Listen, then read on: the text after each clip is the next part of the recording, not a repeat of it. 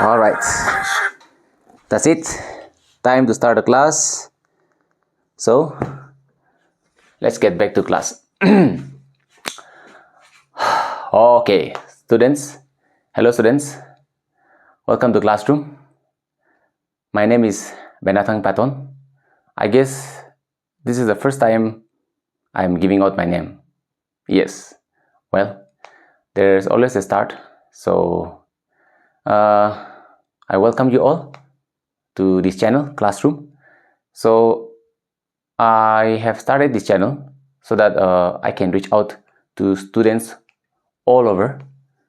My intention and my goal is to help students who are struggling in their studies. So starting from my own classroom, because I teach in a school, so the students are not always same. Some are fast learners, some are slow learners. So fast learners, they easily catch up from the classroom discussion, but then there are slow learners which needs more time than the others. So these videos will help them also, because here the classes are recorded, so they get to rewind and watch again and again. So with this intention, okay, if anybody asks me like how did I or why did I even open this channel, it was because of that. Plus one thing which this recording session is helping me is also like it's helping me build more concept, and it is also helping me to gain more knowledge, because I cannot just come and then record a topic without having a sound knowledge of the topics. So this practice is also helping me. So I can say that this is also helping me get more knowledge. Before I started recording these classes, my knowledge of certain topics, okay, I was just keeping it there. Okay, I was confident enough that that is all right. But then now that I am starting to make videos, I have to get more knowledge. So now I sit down and then I gather materials and I do prepare, okay, before I come out here, so that I do justice to my students or to anybody who is viewing. So to all who are viewing and to all who has viewed up till now, and also whoever is viewing this video, I am thankful and grateful to all of you for tuning in again and again. And I pray, and it is my prayer and it is my wish that you will continue the support again. So please, if you have anybody whom you think these videos are going to be helpful to them, it is my sincere request that you will forward the videos to them also, so that they will learn together. Let's all learn so that we all understand and then we all progress together in life. Okay, so we should not do anything for ourselves, but we should do and we should contribute to the society. Okay, so with that notion, today we will be starting a new topic. Okay, so yesterday we are done with human and the colorful world. So today we will start chapter 3, metals and non-metals. First, physical properties of metals and non-metals. That's what we will be discussing. Physical properties of metals and non-metals. So students, I want you all to open your book, to grab a notebook, a pen or a pencil, and take down the notes. Okay, this will be helpful for you. So physical properties of metals and non-metals. Let's make a table here so that we will be able to discuss the properties. And then I think this will be enough for non-metals. So for non-metals, let's keep this much space for non-metals, and then equally same space we'll keep for metals. Okay, and if you're wondering why I'm keeping a big space here, because we have to define the properties also. Okay, so this will be the properties. So let's write the properties here. Properties. The properties, this will be for metals, and this is for non-metals. We will be discussing all of the properties one by one in comparison with metal as well as non-metal. The first property that we will discuss will be hardness. So Hardness. So what is hardness? Hardness is the property of a substance by which it opposes scratch. Okay, by which it opposes scratch. So the property of a substance by which it opposes scratching, okay, is called as hardness. So hardness is the property of a substance, property of a substance by which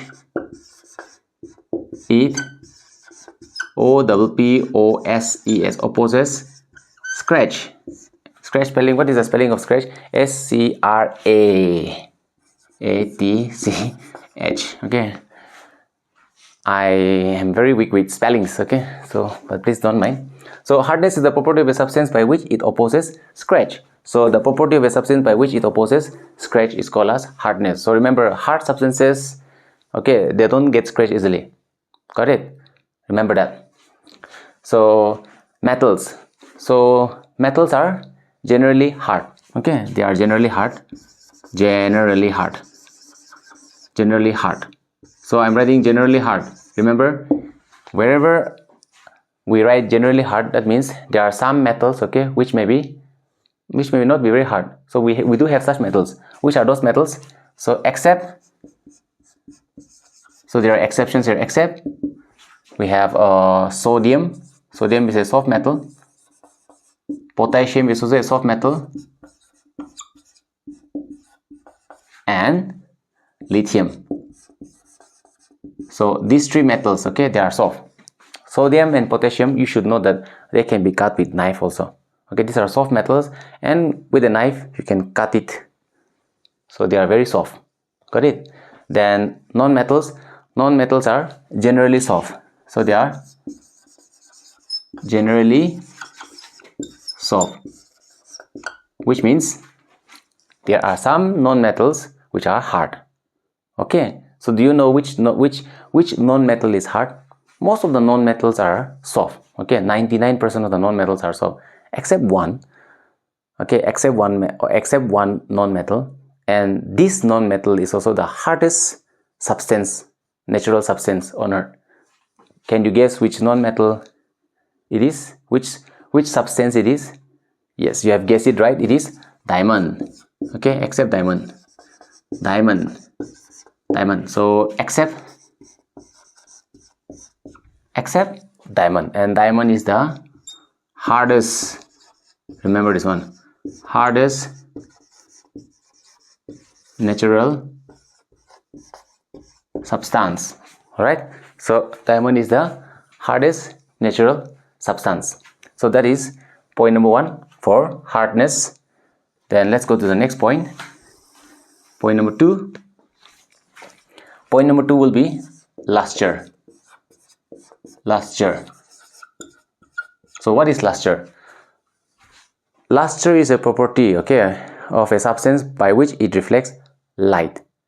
I repeat again, luster is a property of a substance by which it reflects light. So that is what we will write.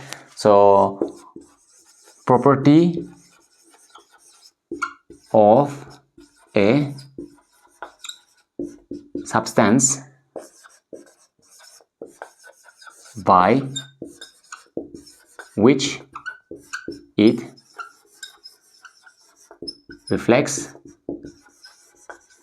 light. So property of a substance by which it reflects light. Okay, see, look at the whiteboard. This whiteboard, okay, has got a good luster. It's reflecting light. So this whiteboard has got luster. Okay, so those substances which reflect light are said to have or are said to possess luster. So do metals have luster? What is your answer? Do all metals have luster? The answer is yes. Okay, so we'll just write lustrous. So all metals are lustrous. Okay, now what about non-metals? Do we have, what about non-metals? Are non-metals lustrous? Think, are non-metals lustrous? What is your answer? I'll just give you some examples. What would you say oxygen is? A metal or non-metal? Yes, oxygen is a non-metal. So is oxygen shining? Is oxygen shining at you? Okay, in this room there is oxygen here. I am breathing in oxygen. So there is plenty of oxygen in my room. So do you see oxygen? No, is it not? So oxygen, okay, oxygen has no luster. So generally, okay, I will not write non-lustrous, but I will say generally. Okay, so generally non-metals are non-lustrous. Okay, nitrogen, carbon dioxide, argon, these are all non-metals and these are non-lustrous. So all metals are lustrous, but non-metals generally. So generally non-lustrous. So I'm using the word generally. That means there are some non-metals which are lustrous. Who could it be? Okay, which non-metals have luster? The answer is iodine and graphite. So except iodine and graphite. So these are the two non-metals which have got a luster. Okay, iodine and graphite. Remember this. Next point number 3. Let's just write down here. Okay. Now point number 3. Point number 3 is a very, very important point. Put a star mark there, and the topic is, and the property is malleability. M-A-L-L-E-A-B-I-L-I-D-Y. Malleability. Now what is this malleability? I will tell you what this malleability is. Malleability is a property of a substance by which they can be hammered into thin sheets. Okay, thin sheets. Take the size of a paper. Okay, if you have a notebook with you, okay, flip one page and see. Okay, metals can be hammered into thin sheets. Okay, sheets, S-H-E-E-T-S. Okay, sheets. Got it? So sheets. For example, if you have a gate at home, the gate that has been made is made from metal sheets. Okay, so that is made of metal. So metals can be hammered or beaten into thin sheets. Okay, this property is called malleability. So malleability is a property by which a substance can be beaten into thin sheets. So property of a substance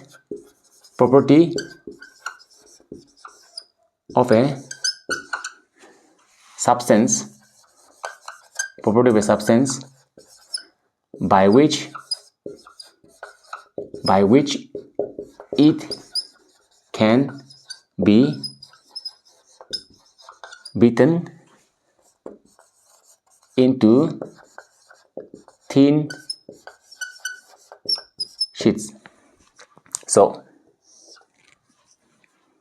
malleability. This is malleability, a very important point. Now, metals. Are all metals malleable? Are all metals malleable? What is your answer? Are all metals malleable? The answer is, remember, not all metals are malleable. Okay, there are some metals which are not malleable. So we'll write generally malleable. Generally malleable. Then which is the metal which is non-malleable? So the metal which is non-malleable is mercury and zinc. So except mercury and zinc. Okay, let's put comma. Mercury and zinc. Mercury being a liquid, how can we hammer it? It's not impossible, no? We cannot hammer mercury. Okay, zinc, on being hammered, it breaks into very fine pieces like glass. Okay, so we can't hammer zinc also. Got it? Then what about non-metal? What about non-metals? Are non-metals malleable? Think, are non-metals malleable? Can we beat non-metals into thin sheets? No. So here we'll write non-malleable. So non-malleable. Alright. So non-metals are non-malleable. Please note it down. Okay. Please pause this video and copy down because I will be erasing it now. Now the properties will keep it same, but then these things will change. Yes. So we'll write new properties again. Did I just say that we'll keep it same? No. Okay, we're gonna write new properties.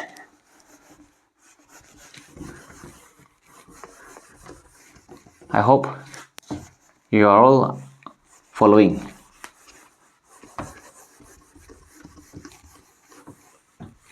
So now let's go to the next one. Now point number 1, point number 2, point number 3 done. Then we have now point number 4. Point number 4, what is point number 4? Point number 4 is ductility. Another very important point. Ductility.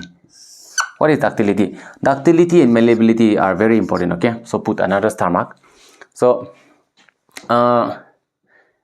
ductility, it is a property of a substance by which they can be pulled or they can be stretched into thin wires. That is called ductility. So ductility is a property of a substance, okay, by which they can be stretched or they can be pulled into thin wires. That is called ductility. So let's just write. So we write property of a substance or a substance by which they can be drawn, D-R-A-W-N. Okay, let's write drawn into thin wires. Very important. So they can be drawn means they can be stretched or pulled. Okay, so the word drawn is used because that's how the definition is. Okay, they don't use, okay, they mostly use drawn, so I'm also using drawn. Okay, so metals. What about metals? Metals, again, not all metals are ductile. Okay, so generally ductile. Now it makes us think, if all metals are not ductile, then which is that metal which can't be stretched or pulled into thin wires? Which metal will it be? Anyone? Which metal will it be? Which metal will it be? Except, yes, mercury. Mercury is not. Mercury is a liquid metal. Can we stretch mercury? Can we make mercury into wire? Impossible, no? Not possible. Okay, so except mercury. Then what about non-metals? Are non-metals ductile? The answer is you cannot say no. Okay, previously the answer was no, but now the answer has changed. Okay, now there is one non-metal which can be drawn into thin wire, and that non-metal is carbon fiber. So we will write generally non-malleable because there is one non-metal, isn't it, which can be drawn into wire. So we'll write generally non-malleable. So you write here generally non-malleable, M-A-L-L-E-A-B-L-E. Okay, except carbon fiber.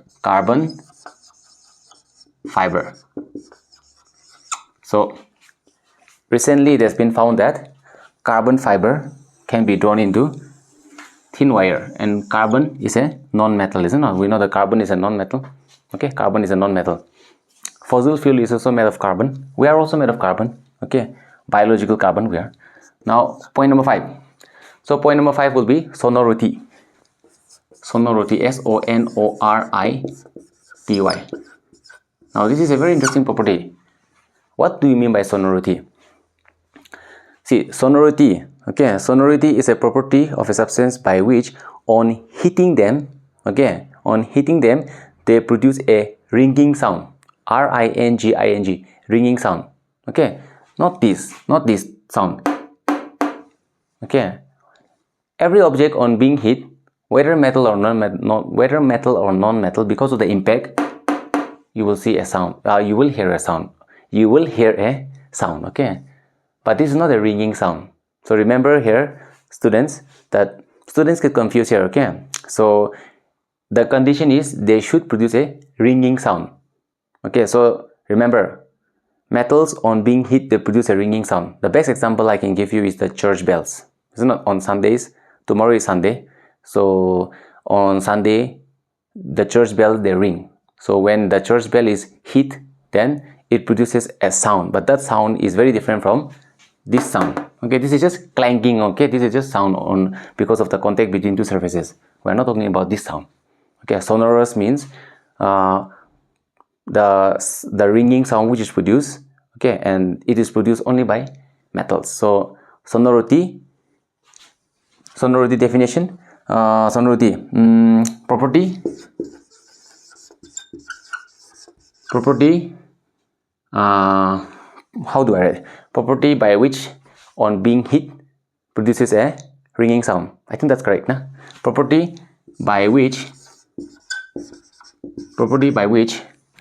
of a substance. Let's don't forget to write property of a substance. Okay, property of substance by which on being hit produces a ringing, let me just use capital word R here, ringing sound, because this is very important. Okay, because I've seen students ask me, okay, what is this? So this is not ringing sound, this is just, okay, a sound created because of contact between two objects. Okay, now, are all metals sonorous? Yes, the answer is yes. Okay, not generally.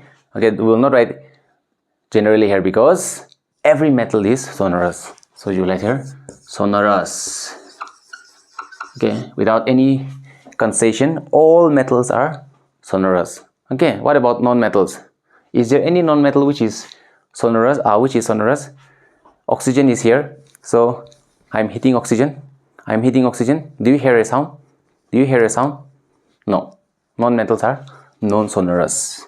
So non-sonorous. Alright. Then next point. Let's go to the next point. After sonorous, I think the next point should be conductivity. So under conductivity, we'll discuss two types of conductivity. One is the electrical conductivity and the other one is the thermal conductivity. So now we'll go to conductivity. First, we'll discuss electrical conductivity. Point number 6, you write electrical conductivity.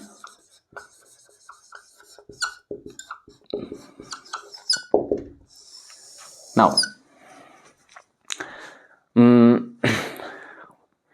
so electrical conductivity means will they conduct electricity or not? Okay, so are metals good conductors of electricity? Because we are talking about electrical conductivity. So are metals good conductors of electricity? What is your answer? The answer is yes. Okay, so they are good conductors of electricity.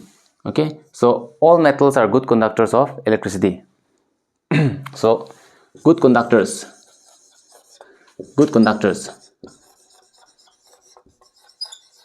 of electricity. What about non-metals? Are non-metals good conductors of electricity?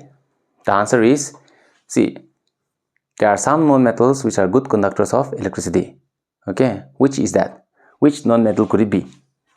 Okay, the answer is graphite. So graphite is a very good conductor of electricity. So we cannot write bad conductors. Okay, there is one. So it will be generally, okay, bad conductors except mercury. So you write generally bad conductors, I'll just write this much, except mercury. Oh no, sorry, why am I writing mercury here? Except graphite.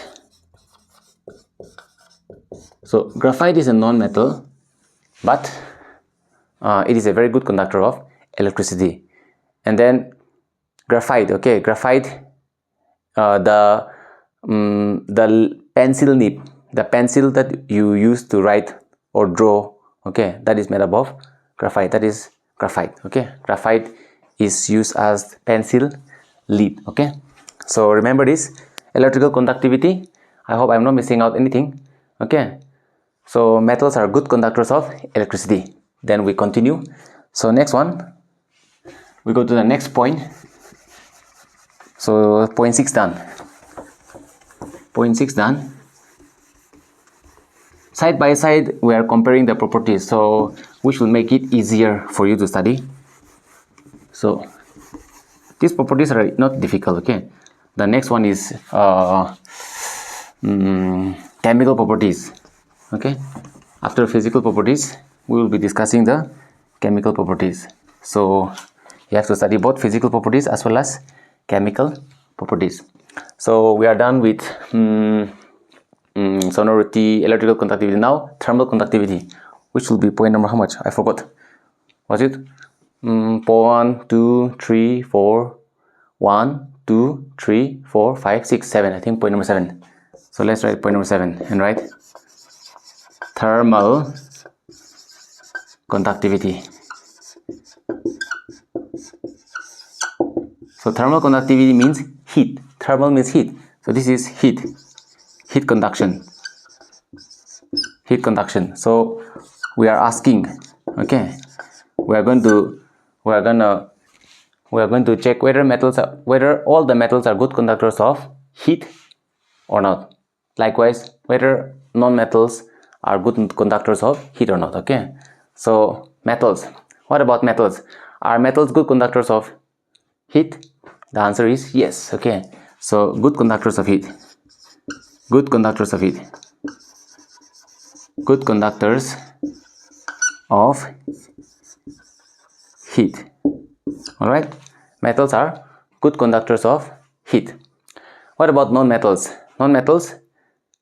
Non-metals, you will write generally. So I'm writing generally bad conductors. Generally bad conductors. Since I wrote generally bad conductor, that means there is a non-metal which is a good conductor of heat. Which is that non-metal? Which is the non-metal which is a good conductor of heat? Any guesses? Is it graphite? Is it diamond? Which is it? The answer is diamond. Okay, except diamond. Diamond is a very good conductor of heat. You will be shocked to know that diamond is actually the best conductor of heat. Okay, the best conductor of heat. Okay, the best conductor of heat is not a metal. Shocking, isn't it? The best conductor of heat is not a metal. The best conductor of heat is actually a non-metal, which is diamond. Okay, am I missing out any point on that? Now, good conductors of heat, but then there are some metals which are bad conductors of heat. Okay, so except lead. Okay, lead is a bad conductor of heat. And then am I missing any point? There is more though. Mercury is also one, and bismuth. So lead, mercury, and bismuth. These three are metals, but they are bad conductors of, or you can say poor conductors of heat. Okay, so that is point number 7. Point number 7. I think now we are left with only one point, that is melting point. Point number 8. So melting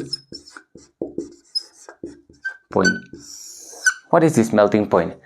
Melting point is the temperature at which a substance melts. Okay, so melting point, you can write temperature at which a substance melts. So the temperature at which a given substance melts is called melting point. What about metals? Are metals well, here I cannot ask you the general question, okay, which I have been asking, like, are metals good conductors of heat, good conductors of electricity? Not like that. So we just have to discuss what is the melting point story for metals. So metals have high melting point, okay? Metals have high melting point, have high melting point.